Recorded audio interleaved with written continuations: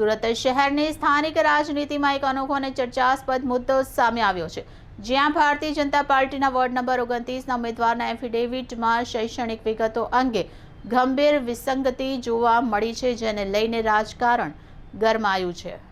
ઉમેદવાર દ્વારા દાખલ કરાયેલા એફિડેવિટ મુજબ તેમણે 1996માં MA પૂર્ણ કર્યું હોવાનું દર્શાવ્યું છે, જ્યારે BA 1997માં પૂર્ણ થયેલું બતાવવામાં આવ્યું છે। સામાન્ય શૈક્ષણિક ક્રમ મુજબ પહેલા BA અને ત્યારબાદ MA અભ્યાસ પૂર્ણ થાય છે, જેના કારણે આ વિગતો હાસ્યાસ્પદ તેમજ શંકાસ્પદ બની ગઈ છે। આ વિસંગતિ સોશિયલ મીડિયામાં ઝડપથી વાયરલ થઈ ગઈ છે અને લોકો ઉમેદવારની લાયકાત તથા પ્રામાણિકતા પર પ્રશ્ન ઉઠાવી રહ્યા છે। અનેક યુઝર્સ દ્વારા આને મોટો છબરડો ગણાવીને ચૂંટણી પ્રક્રિયાની પારદર્શિતાને લઈને પણ ચિંતા વ્યક્ત કરવામાં આવી રહી છે।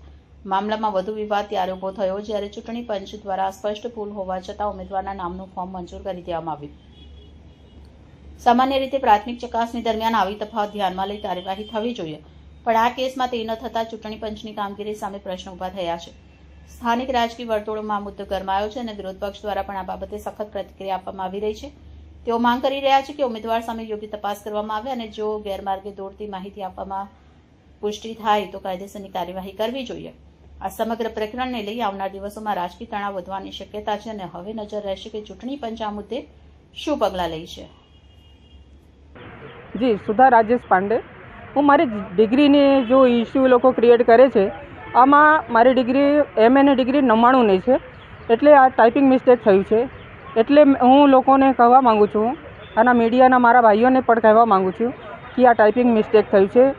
9ની જગ્યા 6 થઈ ગયું છે, એટલે આ ટાઈપિંગમાં ભૂલ છે। અને તે વખતે મેં એટલા જોયું નથી કે આમાં શું લખ્યું છે। મને લાગ્યું કે બરાબર છે, એટલે મેં આપી દીધું છે। આમાં મારી ડિગ્રી સાચી છે।